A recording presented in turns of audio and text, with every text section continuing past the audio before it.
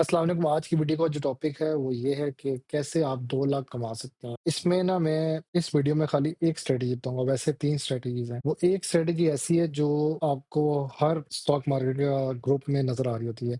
कि इतने में बाय करें, इतने पे सेल करें और इतने का स्टॉप लॉस लगा दें। मतलब कि जब चीज़ गिर रही हो आपने बेच देनी और जब ऊपर जा रही हो तो अपना प्रॉफिट बुक करते जाएँ।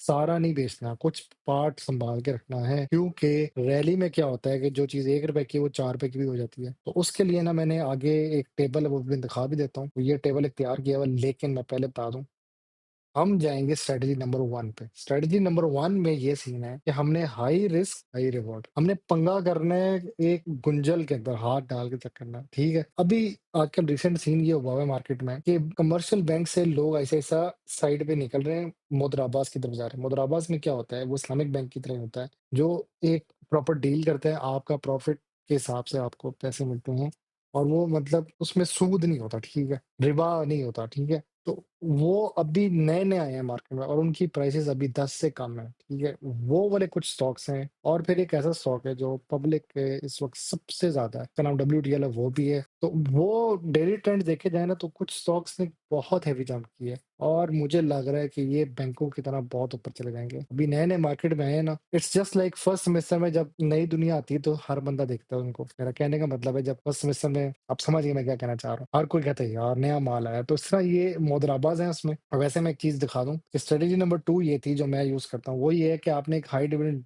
यील्ड का स्टॉक लेना है और उसके डिविडेंड से आपने स्टॉक्स बाय करने हैं, ताकि आपका पैसा ज़्यादा ज़ाया मत हो और आपको जो डिविडेंड मिलेगा ना, आप उसका स्टॉक बाय करेंगे और उसमें फिर बाइंग की ट्रिक्स भी हैं, वो मैं पार्ट 2 में बताऊँगा। तीसरा जो है वो स्ट्रैटेजी जो बहुत क्रिटिकल है, लेकिन बहुत मज़े की भी है। ये वैसे मैं बहुत यूज़ करता हूँ। ये क्या होता है, जैसे ही एक्सडी होता है ना, तो प्राइस बहुत गिरती है नीचे स्टॉक की, तब बाय करना होता है। तो ये जो 2 स्ट्रैटेजी हैं 2 और 3, ये मैं पार्ट 2 में बताऊँगा, क्योंकि इस वाले का पार्ट है कि कैसे 2 लाख कमाए जाएँ 10 लाख की इन्वेस्टमेंट के साथ। उसके लिए मैं आपको एक पोर्टफोलियो तैयार करके देता हूँ और आज की तारीख के हिसाब से, अगर आज 25 है तो 25 तारीख के हिसाब से मैं वो पोर्टफोलियो तैयार करके देता हूँ आपको। तो आइए आपको अब टेबल दिखाता हूँ। डेट मैंने लिख दी है 25 जून 2025 आज की तारीख के हिसाब से, ठीक है? क्योंकि मेरे साथ जो फ़ील हो रहा है ना, मैं जब वीडियो बनाता हूँ ना, सुबह मुझे 3 से 4 दिन लग जाता है एडिट करते हुए। तो जो डेट होती है वो स्टॉक की डेट चेंज हो चुकी होती है। जब मैंने एचबीएल की वो जो वीडियो बनाई थी अभी अपनी पिछली वाली, उसमें एचबीएल की प्राइस अब जो लेटेस्ट आ रही है वो 170 से ऊपर निकल गई है। तो मैं अब सोच रहा हूँ तो अपनी हर जो भी स्लाइड शो होगी ना उसमें ना डेट लिख दूँगा, इस डेट के हिसाब से ये हिसाब चल रहा है। तो नंबर 1 पे डब्ल्यूटीएल, डब्ल्यूटीएल का सीन ये है कि इसमें आज की तारीख में कुछ 7 करोड़ का कोई इन्वेस्टर आया है और ये बहुत बड़ी रकम है। फेसबुक पे भी आई हुई थी पोस्ट कि भाई इतना बड़ा कैसे आया है कोई मगरमच्छ, तो मैं आपको दिखा देता हूँ। वॉल्यूम वाइज़ इस वक़्त जो लीड कर रहा है ना इसको, पाकिस्तान स्टॉक मार्केट, वो डब्ल्यूटीएल का आ रहा है और ये जो मैंने टेबल तैयार किया है ना, ये वाला, ये मैंने इधर से ही तैयार किया है।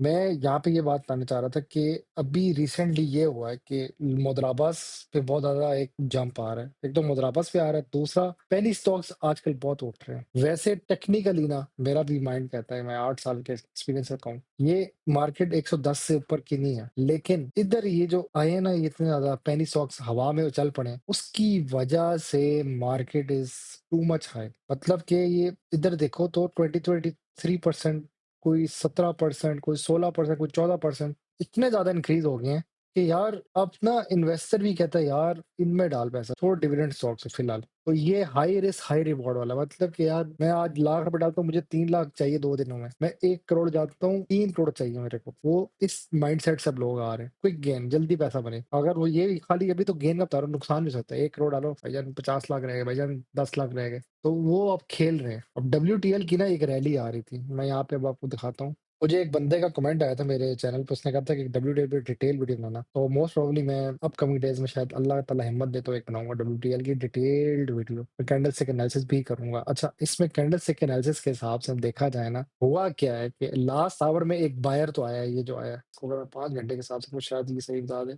लेकिन मसला ये हुआ है, इसकी आखिरी कैंडल जो है ना, वो सेल की निकली है। वॉल्यूम इंक्रीज़ होता गया है, लेकिन एंड में आके स्टेलमेट पे आ गई है, जिसकी वजह से ये लोग अब दे रहे हैं एक सिग्नल न्यूट्रल का कि भाई पीछे भी जा सकती है, आगे भी जा सकती है बात। वरना नॉर्मली क्या होता है कि अगर तो इधर ये ऊपर क्लोज होती ना इधर तक इस कैंडल पे जो ग्रीन बड़ी सी कैंडल नजर आ रही है, फिर क्या होता कि ये कल 1.56 पे जाके ओपन होता, 58 के पास जाके ओपन होता, लेकिन एक जगह स्टेलमेट आ गया कि सेलिंग हुई है, मतलब सेलर का था, दम था, उसकी वजह से अभी वो इसलिए यहाँ पे इन्होंने न्यूट्रल का दे दिया। वैसे तो इधर ये शो कर रहा है कि बाइंग एंड में भी हुई है, लेकिन मैं कह सकता हूँ कि देयर इज स्टिल होप, देखते हैं क्या बनता है। मेरा जो माइंड समझ रहा है इस बात को कि ये जो रैली दिखा रहा है ना, अब ये 2 की तरफ जाने का मूड बना रहा है। क्योंकि आज की तारीख में अब तक मैं देख रहा हूँ कि ये हर पेनी स्टॉक चल पड़ा है, और पेनी स्टॉक का जो बादशाह है वो डब्ल्यूटीएल है। इसको वैसे बिटकॉइन ऑफ इसका भी कहते हैं स्टॉक मार्केट का। इसको और टीआरजी को कहते थे लोग। टीआरजी को बिटकॉइन कहते थे और डब्ल्यूटीएल को ये लोग कहते थे इथेरियम कहते थे। ये थोड़ा-सा उठता रहे वापस चला जाता है, क्योंकि इथेरियम ना 3000 के पास ही फिर रहा है, 3000 या 2500 के बीच में फिर रहा होता है। बिटकॉइन जो है वो चलता ही जा रहा है। तो इसका ये सीन है, अभी लास्ट आवर में ना एक बहुत हेवी किस्म का बायर आया, लेकिन यहाँ पे अगर आप इनका सेंटीमेंट देखें ना टेक्निकल एनालिसिस, इन्होंने कहा न्यूट्रल है। वो कह रहा है कि बहुत कुछ इस तरह भी हो सकता है कि सेलिंग होगी, तो आपने रिस्क नहीं लेना। इसलिए मैंने टेबल पे ना एक बड़े मजे का बना के दिया कि डब्ल्यूटीएल की जो करंट प्राइस है 1.49 है, आपने एंट्री ना इससे ऊपर नहीं करनी, इससे पीछे वाली पॉइंट पर करनी है। 1.45 या 1.48 के पास एंट्री करनी है, और आपका टारगेट, आप अक्सर फेसबुक के ग्रुप पे आता है भाई टारगेट बता दें कितने का सेल करें, तो आपने सेल इसको 1.65 से 1.8 के पास करना है। मैं हमेशा कहता हूँ जब भी प्रॉफिट हो रहा हो बेचो। इस तरह मैंने आज यूबीएल को निकाला है, मैं प्रॉफिट में जा रहा था 30,000 का, मैंने फौरन निकाला है। रखा हुआ है ऐसी बात नहीं है, लेकिन मैंने 10% निकाला है अपना। 30,000 2 दिन में बना लिया मैंने। इसी तरह इसका सीन ये है कि 1.45 का बाय करेंगे और 1.65 का आप लगा देंगे बाई सेल पे, और आप एक स्टॉप लॉस भी लगाएंगे कि अगर 1.45 से पीछे जा रही है प्राइस तो 1.40 पे जाके सेल कर दो, ताकि मैं, इसका मतलब होता है स्टॉप द लॉस, मैं लॉस से बच जाऊं, क्योंकि फिर ये नीचे जाता जाएगा भाई, फिर ये 1.38 ये रैली के बजाय डाउन हिल चला जाएगा। इस काम के लिए मैंने 2 लाख अपने अलॉट कर दी, क्योंकि मेरा मेन टारगेट है 10 लाख को मैंने किसी तरह इन्वेस्ट करना है, और मैंने कोई प्रॉफिट बनाता जाना है कि मेरे जो 10 लाख हैं वो 20 से 30 लाख के बीच में बन जाए। और ये 1 हफ्ते की स्ट्रेटजी है, तो 1 हफ्ते में आप इस तरह अगर चलेंगे डब्ल्यूटीएल के साथ, तो आप 20 से 40 हज़ार 1 हफ्ते में बनाते जाएँगे। मतलब आपने 2 लाख डाला, 2 लाख डाल के खेलना है आपने। आपने 1.45 उठाया, आपने 1.65 पे बेचा। 1.45 माइनस 1.65 इज़ 20,000। अगर आप 1.48 या 1.45 से लेके 1.8 तक का भी सोचते हैं, तो मेरा 40,000 का गैप आ रहा है। तो ये 40,000 तक प्रॉफिट आप एक्सपेक्ट कर सकते हैं। एक दिन में 30,000 घंटा-घंटा या मिनट-मिनट के हिसाब से बना सकते हैं। वो तो वही बात है कि कितनी रैली में जाता है स्टॉक ऊपर-नीचे। ये अभी खाली मैंने डब्ल्यूटीएल का बताया। अच्छा, इसका कैटलिस्ट मैंने यहाँ पे लिख दिया कि कैटलिस्ट का वो उस पिछली वीडियो में बताया था कि किस रीज़न से ये उठ रहा है। अच्छा, अभी ये कहानी यही है कि 4G का लाइसेंस को इश्यू होने लगा, एक तो ये। दूसरा 102 मिलियन इसका ये जमा हो गया। तो ये जब इस तरह का वॉल्यूम आता है ना, तो ये स्टॉक हमेशा एक हेवी सी जंपें मारना शुरू हो जाता है, क्योंकि ये इस वक़्त वॉल्यूम लीडर बन गया है। वॉल्यूम लीडर जब आ जाए ना, तो भाई चलती है दुनिया साथ फिर। अब मुझसे गलती हुई ये कल के दिन आई थिंक 1.38 के पास भी था, लेकिन मैंने नहीं बाय किया। मैं यूबीएल की तरफ चल पड़ा। मैं यूबीएल से 30,000 कमा के खुश हो चुका हूँ। अजी पैसे बन गए, लेकिन मुझे ये ले लेना चाहिए था। अब मेरा फिर माइंड कह रहा है कि ये लेता हूँ। मैं इंतज़ार कर रहा हूँ। वैसे इंतज़ार भी बड़ी बुरी चीज़ है। हमेशा देर कर देता हूँ। मुझे चाहिए था यार ये इसको ना इधर नहीं उठाता। ये कहीं पीछे कहीं आता ना, तो इसको मैं उठा लेता। 1.27 ये जब बुरे हालात थे इसके, ईरान वाली जंग की 21st 5, जब दुनिया को लग रहा था भाई वर्ल्ड वॉर शुरू है, क्योंकि अब सऊदी अरब के करीब जंग शुरू हो गई, कतर में अटैक हो गया। उस टाइम मुझे चाहिए था ये उठा लेता। अच्छा, इसकी ना मैं एक डिटेल वीडियो बनाऊँगा, टेंशन ना लो। अपकमिंग वीडियोज़ में मेरी एक डिटेल वीडियो आनी है, क्योंकि इस महीने की अगली एक और तारीख में मैंने एक वीडियो बनानी है, उसके बाद एक मैंने ब्रेक लेनी है। तो इसकी एक डिटेल वीडियो इंशाल्लाह आ रही है, टेंशन ना लें।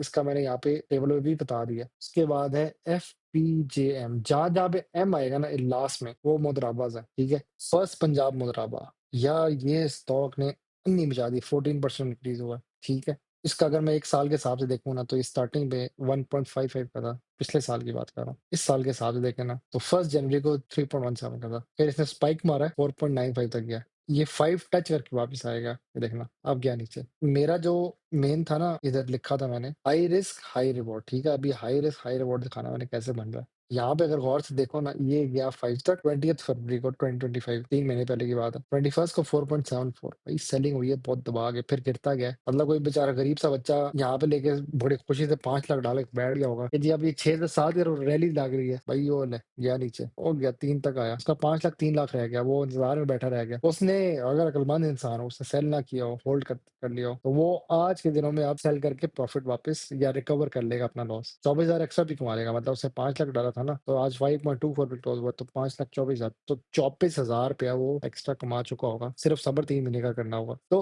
हाई रिस्क हाई रिवॉर्ड का मतलब यहाँ पे ये आ रहा है कि ये हाई रिस्क है, मतलब 5.24 पे गया, चाहे वापस भी आ जाए उसी तरह, क्योंकि इसकी ट्रेजेक्टरी वही है कि ये जाता है ऊपर फिर नीचे आता है, जाता है ऊपर फिर नीचे आता है। इसका सर्किट ब्रेकर जो आ रहा है 5.59 है, वो ब्रेक किया ना, फिर ये रैली में चल पड़ेगा। यहाँ पे मैंने टेबल पे जो उसका समझाया हुआ है, अभी एफपीजेएम जो है इसकी करंट पर 5.24 है। आपने इसको 4.8 से लेके 5 के अराउंड बाय करना है, उससे पहले नहीं बाय करना या उससे आगे नहीं बाय करना। और ये अपना सर्किट ब्रेकर 5.80 टारगेट जो है वो आपने सेल करना 10%। अभी 10% 25% वाली कहानी भी मैं समझा देता हूँ आपको, इधर आओ, क्रिप्टो की दुनिया में समझाता हूँ आपको। अच्छा, इसमें ना ये होता है 10% वाली कहानी जो है, 10 और 20% वाली, जिस तरह ये इसको देख के परेशान ना होना, मैंने ना एक फ्यूचर में ना आपको एक इसकी वीडियो बना के दूंगा कि इसमें सेलिंग और ट्रेडिंग कैसे करते हैं। तो ये जो मैं अभी की वीडियो बना रहा हूं, इसमें भी ट्रेडिंग ही दिखा रहा हूँ कि आपने इसमें कैसे ट्रेडिंग करनी है, इतने का बाय करना है, इतने का सेल करना है। तो क्रिप्टो में क्या होता है, क्रिप्टो में अभी इस वक्त रैली में जा रहा है बीटीसी, ठीक है, ये देखो रैली में जा रहा है। मैंने क्या किया, मैंने बहुत अक्लमंदी की, मैंने ना इसको निकाल लिया पैसा अपना। मैंने 107 का, अभी मैं आपको दिखाता हूँ, इस वक्त ना इसकी चल रही प्राइस 107 बीटीसी यूएसडीटी, मतलब बिटकॉइन की प्राइस अगेंस्ट यूएसडीटी। मैंने क्या किया, 107 के पास ना रेजिस्टेंस लगाई हुई थी कि जैसी 107 पे टच करेगा मेरा सारा का सारा बेच दी। मेरी बाइंग रेंज जो थी ना, बाइंग रेंज मैंने कितने का लिया था, मैंने 103 का, 101 का, 105 का और 104 का, कुछ इस तरह मैंने जमा कर लिए थे। मतलब कि जो मेरे $120 थे ना, वो मैंने सारे बाय कर लिए। उसके मैंने ये सारे बाइंग रेंज में बाय करने, मैंने कहा एक एक 101 पे उठा ले, एक 99,000 पे उठा ले, एक मेरा 101 पे उठा ले, एक एक मतलब 10% करके मैंने बाय कर लिया। अब क्या हुआ, मैंने एक रेजिस्टेंस लगाई हुई थी, जैसी 107,000 हो जाएगा ना, सेल कर दी भाई, ठीक है। हुआ क्या, ये क्रॉस कर गया 107। अब मुझे एक फोमो भी हुआ, मैं कहा यार ये तो 108 की तरफ जा रहा है, मुझे बेचना चाहिए था। मैं कहा चल मिस करा, कोई बात नहीं, ये वापस गिरेगा, मुझे पता है इसने गिरना है, ये इधर ही घूम रहा है, ये 94 से लेके 110 के पास इसी स्विंग रेंज में घूम रहा है। तो इसलिए यहाँ पे इसका नाम भी ना स्विंग ट्रेडिंग होता है, कि ये स्विंग करती है अपनी इस प्राइस में। फिर क्या हुआ कि मैं प्रॉफिट में आ गया। मैं अगर अपना वॉलेट दिखाऊं ना, इस वक्त $125 पड़ा था मेरा। ये कुछ पिछली वीडियोस में देखा होगा आपने, 118 भी था, 110 के पास भी था। तो अब मैं ये प्रॉफिट में चला गया हूँ, क्योंकि मैंने बीटीसी निकाला, अच्छे प्रॉफिट में निकाल दिया, मैंने कुछ $7-8 का प्रॉफिट कमा लिया। तो इस तरह ये होती है। इन स्टॉक्स का भी यही कहानी है, ये जो लिखा हुआ है ना 5.24, आपने इसको 4.85 से 5 के अराउंड बाय करना है, जमा करते जाना है, एक्यूमुलेट करना है, और आपने एक रेजिस्टेंस लगा देनी, इस प्राइस पे जाके सेल कर देना। वो जो टेबल में मैं लिखा हुआ है ना, ये इसकी करंट प्राइस है, 4.8 से लेके 5 तक बाय करना है, और आपने 10%, जब मैंने मतलब 107 पे तो मैंने फुल 100% ही सेल कर दिया ना, मुझे भी चाहिए था कि 10% करता है, फिर अगले पे 10% करता है, वो फिर एक स्टॉप लॉस का बॉट बनता है, बहुत मुश्किल काम है। ये वैसे ब्रोकर्स आपको अक्सर बना देते हैं, उनको कहते हैं जी कितने भी बिड है, कितने भी सेलिंग का ये रेंज रखना है आपने, वो फिर बॉट आपका ऑटोमेटिक बना देते हैं आपकी ऐप के थ्रू। तो उसमें ये 5.80 का स्टॉप लॉस, मतलब रेजिस्टेंस, स्टॉप लॉस मैं बार मिक्स अप कर रहा हूँ, रेजिस्टेंस लगा देंगे, इतने का सेल कर देना। इस अपनी बाइंग रेंज से मतलब नीचे के बचने के लिए वो स्टॉप लॉस है, मतलब अगर 4.8 से नीचे जा रही है प्राइस, 4.6 पे जाके मुझे सेल करो, मैं पैसे बचा रहा हूँ। तो इस वाले के लिए मैंने ना 2 लाख रखा। तो अगर 4.8 का बाय किया हो और 5.8 पे जाके सेल कर दिया आपने 10% ही, तो आप मतलब कि एक लिहाज से 1 लाख कमा सकते हैं। लेकिन आपने खाली करना 10% है, तो फिर आप उसके हिसाब से आई थिंक 20,000 बनाएँगे। तो आपने 25% जो है, बाकी 6.6 तक का इंतज़ार करना है। तो ओवरऑल आपका जो बनेगा ना पैसा, वो 50,000 से 80,000 का बनेगा। और ये आपने 1 से 2 हफ्ते के अराउंड यही रखना है सिस्टम। मतलब चेंजेज़ होंगी, एंट्री ज़ोन में भी चेंज होंगे, स्टॉप लॉस में भी चेंज होगा, टारगेट में भी चेंज होगा। सपोर्ट, रेजिस्टेंस और स्टॉप लॉस में भी आपका चेंज आएगा, लेकिन आपने खेलना इसी तरह ही है, और आप अच्छे खासे 50 से 80,000 कमा सकते हैं। मैं लिटरली ये सोच रहा हूँ कि कल के दिन ना ये टेबल की पिक्चर अपने ब्रोकर को भेजो, आप पीछे से इसकी स्क्रीनशॉट ले लें और इससे कहो भाई मेरे जो 1 लाख पड़ा है एक्स्ट्रा मार्केट में, वो ना ये बाय कर ले इस एंट्री जोन, तो मैं टारगेट दे दूंगा, जैसे ही वो लो प्राइस पे आएगा वो बाय करके रख देगा, मैं कहा बेची मत। उसको मैं कह दूंगा कि मेरी सेलिंग रेंज ये लगा दे भाई, 10% इस पे लगा दे, 10% इस पे लगा दे, फिर वो बाकी इस पे लगा दे, और 20% इन पे लगा दे, इन रेंज पे। वो कहेगा जी पैसे तो बन जाएंगे लेकिन आप पे टैक्स लगेगा। मैं कहा मैं फाइलर हूँ यार, 15% देने को तैयार हूँ मैं, कोई मसला नहीं। और आई एम 110% श्योर इंशाल्लाह I will get around this type of profit. ये देखो अभी खाली इसने एक स्टॉक का बताया है 20 से 40,000, दूसरे का बताया है 50 से 80,000। सही हैवी किस्म का प्रॉफिट बताया है इसका। और मैंने इस टेबल के बाद ना एक स्ट्रेटेजी भी लिखी हुई सर की, इधर लगाता हूँ एफपीजीएम। इसकी स्ट्रेटेजी ये लिखी है कि इसमें आपने एंट्री कब करनी है, 11 से 11:30 के टाइम, सुबह के टाइम। उस वक्त क्या होता है, सुबह सुबह ना डायरेक्ट मार्केट जब खुल रही होती है 9:30 बजे, तो सेलिंग हो रही होती है, सेलिंग हो रही होती है। कुछ पॉइंट पे आके थोड़ा सा वेट जोन आता है, उसके बाद 11 11:30 के टाइम हैवी किस्म की प्रॉफिट टेकिंग होती है। जब प्रॉफिट टेकिंग होती है तो प्राइस गिरना शुरू होती है, तब आपने एंट्री मारनी है। आ जा भाई, सेलिंग हो रही है ना, प्राइस गिर रही है, आपने कहा आ जाओ भाई बिस्मिल्लाह करते हैं। ओ यार मुझे एक मौलवी याद है, ओ गौरी आया, आपने गौरी आके फिर अंदर एंट्री मारनी है, ठीक है। इसमें लेकिन मैंने कुछ ये भी लिख दिया भाई, रिस्क भी है। अगर डिविडेंड सस्पेंशन हो जाए, मतलब डिविडेंड ना दे, फिर क्या करें। फिर एक मसला ये कि ये बहुत फ्री फ्लोट स्टॉक है, मतलब बहुत ज्यादा इसके अंदर वॉल्यूम है, तो स्विंग बहुत हैवी मारेगा, ऊपर नीचे बहुत जाएगा। तो बचने के लिए आपने क्या करना है, 50% जो है अपना सेल करना है पर्पल रेट पे। बाकी आपने होल्ड करना है कि क्या पता प्राइस में इंक्रीज हो 6.60। ठीक है, यहाँ की अगर मैंने इसका खोला हुआ है, ये इसका ही खोला हुआ है, क्योंकि ये एक बहुत वॉलेटाइल स्टॉक है। वॉलेटाइल का मतलब ये होता है कि वो सेकंड में प्राइस ऊपर नीचे जा रही होती है। मतलब कि 10 तारीख को ये 3 के अराउंड फिर रहा था, और अभी 25 तारीख को ये 4.59 और अब 5.24 क्लोज हो। और ये जो लास्ट कैंडल है ना, ये बहुत खतरनाक कैंडल होती है, क्योंकि इसके बाद इसका ये छोटा भाई रेड वाला भी आ जाता है कि हाँ आओ जी भाई, को ये अब मैं सेल करवाता हूँ तुम्हें, सबर करो। अभी इन्होंने सिग्नल तो दे दिया टेक्निकल एनालिसिस वालों ने कि भाई स्ट्रॉन्ग किस्म का बाय करो इसको, उठाओ चुक्को। लेकिन मैं एक बात बता दूं भाईजान, प्लीज ऐसे केसेस में ना डर लगता है कि जब लास्ट आवर में हैवी बाइंग हो ना, हाँ मानता हूँ थोड़ी देर उठेगी, लेकिन फिर एक बंदे का वो लगा होता है रेजिस्टेंस वहां पे, उसे सेल भी लगाया होता है। वो हमारे जैसे बैठा होगा ना, उसने कहा होगा यार मेरा जो रेजिस्टेंस है वो लगा 6 पे, या चल वो लगा दे 5.30 पे। तो कल को जब ये 5.3 या 5.4 के पास ओपन होगा तो ये गिरेगा, और वो 10 करोड़ लगा के बैठा होगा। वो मोटे लोग हैं भाई, क्योंकि जो मेन मैंने पहले दिन से बताया था, मेरे अक्सर वीडियोस में यही आता है, तो आता है ना प्लेयर, और भाई वो आते ही सीधा इन जगहों पे वो कहता है भाई मुझे बता 10 से कम की प्राइस के स्टॉक होगा जी, ये है जी, देख लो आप, तो लगा दे पैसा मेरा इस पे, लगा दे मेरा 100 करोड़ इस पे। आप कहते हैं इतने पैसे कहाँ से आते हैं, भाई आते हैं, उनके पास पैसे हैं, अनडॉक्यूमेंटेड पैसा है उनके पास, टेंशन ना लो। इधर आके डॉक्यूमेंट हो जाता है, ये भी मैं बता दो, इधर आके डॉक्यूमेंट हो जाता है, लेकिन वो फिर मार्केट उठाते हैं, और फिर वो हमारे पॉलिटिकल लीडर्स खुश होते हैं, यार मार्केट देखो जी कितनी उठ गई है, भाई इधर लगाया हुआ पैसा। एक और रीजन बताऊं इसकी, ये क्यों इतना उठा हुआ है स्टॉक, एफपीजीएम इस नाम की वजह से उठा हुआ है मोदर आबाद, क्योंकि आजकल का सीन ये हो रहा है कि लोगों को स्विच हो रहा है, बैंकों से हट के इधर आ रहे हैं, और मैंने सुना है कि ये ना अब डिविडेंड भी देने की तरफ जा रहे हैं आहिस्ता आहिस्ता। इस साल 2018 में इन्होंने मतलब 5% डिविडेंड दिया, और अगर ये स्टॉक्स की उठना शुरू हो गया, अभी देखो इसने साल 6 में 1.5 भी दिया था, अगर ये स्टॉक्स अभी तो ये 5 रुपए के पास फिर रहा है, ये कल को 50 रुपए का हो गया तो ये 5% के बजाय 50% भी दे सकता है, 100% भी दे सकता है, 10 रुपए भी दे सकता है, 50 रुपए भी दे सकता है, देना शुरू कर जाएगा, फिर ये रुकेंगे नहीं। इसलिए जा रहे हैं ये, अगले यूबीएल एचबीएल बनने लगे हैं, ये अभी शुरू हुए हैं, न्यू इन द मार्केट है ये लोग, इसलिए ये स्टॉक बड़े इंपॉर्टेंट है, बड़ी नजर है लोगों की इन पे।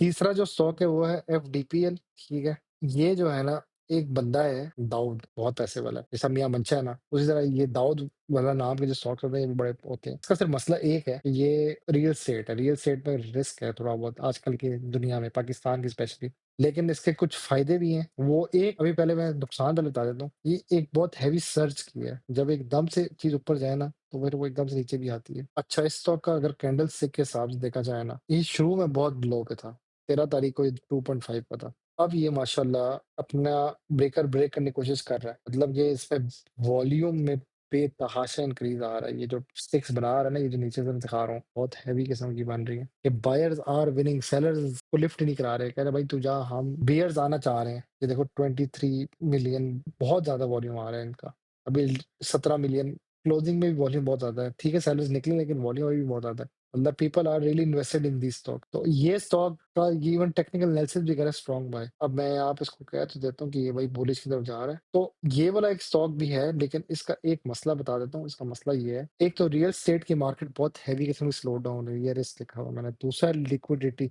जब इतना बड़ा एकदम से वॉल्यूम आता है ना, तो वो लिक्विडेट भी हो सकता है।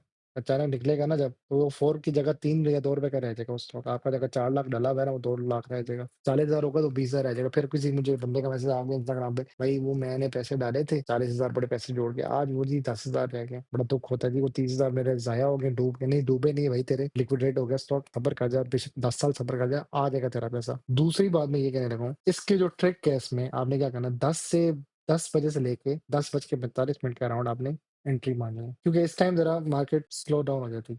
9:30 तो खुलती है, हर बंदा बिस्मिल्लाह करता है, आ जाओ भाई। क्योंकि मोबाइल ऐप्स के थ्रू भी ऑर्डर्स होते हैं, तो वो एकदम से भाई जंप करती है। 10 बजे के अराउंड थोड़ी-सी फिलअप खाली हो जाती है मार्केट, फिर आप इसमें एंट्री मारें। और मैंने यहाँ पे इसकी बाइंग प्राइस भी बताई हुई है कि आपने जो है 4.7 से लेके 4.90 तक करना है। 5.50 पे आपने पहला 11% सेल करना है और 6 पे 20% सेल करना है। 1.5 लाख आपने इसमें अपना इन्वेस्ट करना है। और अगर तो ये प्राइस नीचे की तरफ जा रही है, अगर वो लिक्विडिटी की तरफ जा रही है, अगर इसका मतलब लिक्विडिटी का ये होता है, ये सॉलिड है ना, ये लिक्विड होगा ना अगर, तो लिक्विडिटी मतलब पिघल रहा है। यार इतना प्यारा वैसे कोई नहीं समझाएगा। ये सॉलिड है, ठीक है? ये पिघल गया ना पानी की तरह, लिक्विडिटी आ गई। इसी तरह ये अगर लिक्विडिटी की तरफ जा रहा है ना, 4.9 से नीचे की तरफ वॉल्यूम में कमी आई, तो ये आपने एक स्टॉप लॉस लगाया हुआ है कि भाई 4.5 के जैसे करीब टच भी हुआ तो भाई मेरा सारा माल भेजिए, मैंने बचना है नुकसान से। और चौथी चीज़, इसमें आपने 1.5 लाख डालना है, तो आपको 30,000 से 50,000 के अराउंड प्रॉफिट होगा। ये 1 हफ्ते से 2 हफ्ते के अराउंड आप इस साइकिल में खेल सकते हैं और आप पैसे कमा सकते हैं।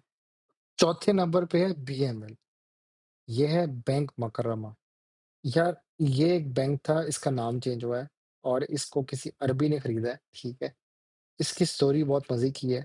अब एक अरबी का जो दिनार और दिरहम वगैरह है ना, वो बहुत हैवी किस्म का है, ठीक है? उसका पैसा बहुत हैवी है। तो मुझे बहुत लोगों ने उस वक़्त भी कहा था कि यार इस पे एक अलग सी वीडियो बनाना। मसला मेरा पता है क्या है? मैं एक बंदा हूँ, मैं खुद एडिट करता हूँ, खुद ही अपना थंबनेल बनाता हूँ, खुद ही ये सारी रिसर्च करता हूँ, सारा कुछ एक ही करता हूँ, एक ही बंदा। मुझे शुरू में अपने चैनल के ना एक लड़की ने अप्रोच भी किया था, उसने हेल्प करने की कोशिश की थी। तो शुरू के अगर आप बीच में अगर मेरे कुछ थंबनेल देखे ना, वो काफ़ी डिफरेंट है। इवन कि जो मेरे चैनल का वो लोगो और वो जो डिज़ाइन, वो भी एक लड़की ने बनाया था। वो वापस को मैं मैसेज करा, उसका रिप्लाई नहीं यार, पता नहीं किधर चली गई वो। तो वो उसका काफ़ी मेरी ना अंडरस्टैंडिंग भी थी चीज़ों के बारे में कि कैसे सब कुछ करना है। अगर वो वापस आती है, ये वीडियो देख रही है, तो काइंडली मुझे अप्रोच करे, तो मैं उससे अब मुझे उसकी हेल्प की काफ़ी ज़रूरत पड़ रही है, क्योंकि अब मैं उसको पैसे, उसको मैंने वैसे पैसे थोड़े कम दिए थे, या मैं खर्च मैंने दिए ही नहीं थे। फ्री का उसने काम करके दिया था। अब मैं चाह रहा हूँ कि वो मेरे से कोऑर्डिनेट करे, तो मैं वीडियो एडिट जल्दी करूँ, तो मैं जल्दी वीडियोज़ बना सकता हूँ। तो बीएमएल की जो कहानी ये है कि ये एक बैंक मुकरमा है, ठीक है? ये एक बैंक था, इसका पिछला नाम कुछ और था। बैंक मुकरमा का जो पिछला नाम था, वो था समिट बैंक। यार समिट बैंक की कहानी बता देता हूँ, ये बिल्कुल डब्ल्यूटीएल की तरह था। ये भी 1.78, 0.67 पीछे रहता था ये। ये और डब्ल्यूटीएल एक साथ-साथ चलते थे, इनको कोई पूछता नहीं था। फिर क्या हुआ, एक ये बैंक को बायर के बंदे ने आके खरीद लिया। उसने कहा यार हम खरीदते हैं और हम इसको उठाना शुरू करते हैं। अब इस स्टॉक में रैली आने का शुरू बन गया। ये 2 के पास था, 3 तक जाता था। मुझे एक अपने ही ब्रोकर ने कहा कि यार इस पे वॉच लगा, ये कोई जंपे मार रहा है। मैं कहा यार इसको कौन पूछता है? कहता है भाई 10 से नीचे वाले स्टॉक्स कोई नज़र रखनी है, यही जंपे मारते हैं, फिर ये रैली भी चल पड़ते हैं। एक स्टॉक था टेली, मैं पहले इस इधर आता हूँ वापस, लेकिन टेली का बता दूँ, टेली भी इस तरह ही था। ये 17 तक गया था टेली, मुझे याद है, एक पॉइंट पे। ये देखो, ये 17 से ऊपर गया यार, मैं थोड़ी मेरी मेमोरी में कमी आ गई है। ये देखो 23 तक भी गया हुआ है। मैं डरता हूँ आज भी, जिस बंदे ने यहाँ पे बाय किया ना, वो आज के बाद से अभी तक से रो रहा है। उसके बाद ही नीचे ही आया। तो ये जो स्टॉक्स की मैं आज बात कर रहा हूँ, वो यही कहानी है कि ये इस तरह उठते हैं, 1.42 से उठा है और 23 तक गया है। उसके बाद की इतनी फेक रिपोर्टें हैं, लेकिन नहीं उठा भाई, क्योंकि इसका एक तो रिपोर्टें आगे अच्छी नहीं आई। ईपीएस भी ग्रोथ मजे की नहीं हुई। अभी थोड़ा-सा रिकवर करने की कोशिश की, लेकिन उस्ताद जिस तरह की बात नहीं बन रही। सेम अब जो इस स्टॉक की कहानी है ना, बैंक मुकर्रमा, वो भी यही कहानी है कि एक समिट बैंक बहुत खत्म हो चुका था। उसको रिकवर किया, उसके डेट्स को क्लियर करते-करते अब ये एक स्टॉक जो है जाने की कोशिश कर रहा है आगे, एंड आई होप ये जाएगा। इसलिए इसका मैंने जो एक स्केड्यूल बनाया है ना यहाँ पे, वो ये बनाया है कि आपने 4.20 से 4.30 के अराउंड बाय करना है और आपने टारगेट रखना है भाई 5.2 तक भी ये सेल हो सकता है। 1.5 लाख डालें 20,000 से 35,000 के अराउंड आप रखें। यहाँ पे इंफ्रास्ट्रक्चर डिमांड गलत लिखी हुई है, इसको मैं यहाँ पे चेंज करूँगा कि ये बैंक है तो मोस्ट प्रोबेबली इंक्रीज़ करेगा, बैंक्स इंक्रीज़ करते हैं, ठीक है? तो ये स्टॉक बहुत मज़े का है। इवन यहाँ पे भी मुझसे गलती होगी, इसको मैं चेंज करूँगा, ये बनारस टेक्सटाइल मिल रही है, ये बैंक है। अच्छा 5वाँ जो स्टॉक है वो डीएफएसएम है, ठीक है? इसका मैं बताता हूँ।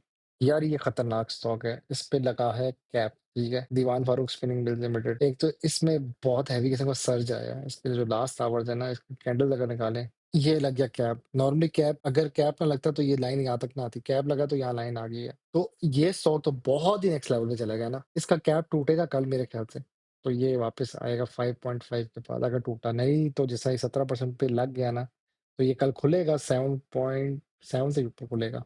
ये 8 के पास ना खुल जाए, लेकिन देखते हैं। कैप वैसे टूटता है क्योंकि सेलिंग भी होती है, अभी तो बहुत हैवी बाइंग हुई है ना, बाय बाय और एंड में भी बाय हो गया भाई, तो कैप ने टूटना है। उसके हिसाब से मैंने इसका ना एक सेटिंग की हुई है कि आपने इसका 6.5 से 6.7 तक का रखना है, क्योंकि ये स्टॉक जा रहा है आगे 18%, मतलब अभी 17% पे क्लोज हुआ है, तो ये जा तो रहा है 8 से 9 की तरफ, लेकिन इसका एक पुल बैक आएगा, तो आपने इसको 6.5 या 6.7 के पास आपने बाइंग जोन रखना है। इन केस अगर लिक्विडिटी वाला सीन हो गया, तो आपने 6.25 पे स्टॉप लॉस लगा देना, मतलब आपने बाय इस रेंज में करना है 6.5 से लेके 6.7। लेकिन अगर तो लिक्विडिटी शुरू होगी, क्योंकि जब स्टॉक बहुत ज्यादा तेजी से ऊपर जाता है तो उतनी तेजी से नीचे भी आ रहा होता है, तो आपने 6.25 के पास ना एक स्टॉप लॉस लगा देना, ताकि आप निकलें, एग्जैक्ट मारे एकदम से। 1.5 लाख डालना है आपने, 25 से 45 हजार के अराउंड आपके पैसे बन सकते हैं। ये हो गए आपके 5वां स्टॉक। आखिरी स्टॉक जो FANM, इसकी मैं स्टोरी तो बहुत मजे की है। ये एक ऐसे पहला स्टॉक था जो मुद्राबा बना, और मुद्राबा का सीन ये होता है कि वो इस्लामिक बैंकिंग की तरह होता है, जो यहाँ पे लिखी हुई भी कहानी, इनकी कहानी थोड़ी बहुत पढ़ लेनी चाहिए, वैसे हम पढ़ते नहीं है कि मुद्राबास को इन्होंने फिर मिला के एक मुद्राबा की कंपनी बनाई, उससे ये लोग फिर इस्लामिक बैंकिंग के हिसाब से शरिया कंप्लायंट, ठीक है? लोग कहते हैं ना जी बैंक सूद है, ये वो, यार इधर आ जाओ, ये लोग शरिया कंप्लायंट भी आ गया, उस हिसाब से इस्लामिक कमेटी के हिसाब से ये लोग चलते हैं। इस स्टॉक की सीन ये है कि इस स्टॉक में बहुत हैवी किस्म का सर्ज आया है, 23.56%, मतलब कि ये 2.33 पे था, हाफ ऑफ द प्राइस से भी कम जंग की हालत में, और ये एकदम से सर्च किया अभी रिसेंटली 3.06 पे था, 23 जून को 3.06 पे था, मतलब मैंने सोचो 3 लाख डाले होते, अगले दिन 25 या 24 तारीख को 4.30 पे क्लोज हुआ है, और अभी भी जा रहा है बिन ब्रेक ऊपर। मेरा 3,30,000 आज 4,30,000 होता, मेरा 3,06,000 आज 4,30,000 होता, मेरा 30 लाख आज 43 लाख होता। ये इस तरह जंपे मार रहा है स्टॉक, और ये 23% इंक्रीज हुआ है, बहुत हैवी सर्ज आया है, इसलिए इसका ना बड़ा मैंने क्रिटिकल बनाया। इसको आपने बाय करना है 4.25 के रेंज में, क्योंकि एक पुल बैक तो आना है, और आपने टारगेट रखना है 4.80, जैसे 4.80 पे आपने 10% सेल करना है। आपने 4,10,000 का बाय किया, 4,80,000 का सेल कर देना उस हिसाब से। लेकिन अभी हमने खाली 1.5 लाख डाले, मैंने खाली मैथ समझाने के लिए लाख मतलब 4 लाख बोला, ठीक है? यहाँ पे मैंने 1.5 लाख की इन्वेस्टमेंट का बताया कि 1.5 लाख डालेंगे तो आपको 30 से 50 हजार के बीच में बनेगा, और आपने सारा नहीं बेचना, खाली 12% बेचना है। 20% आपने तब बेचना है जब ये 5.20 को टच करेगा, ठीक है? यहाँ मैंने इसकी कैटलिस्ट भी लिख दिया, कैटलिस्ट ये कह रहा है कि इस्लामिक बैंकिंग है, इस्लामिक बैंकिंग आजकल लोगों का इंटरेस्ट जो है इस्लामिक बैंकिंग की तरफ बहुत ज्यादा बढ़ रहा है।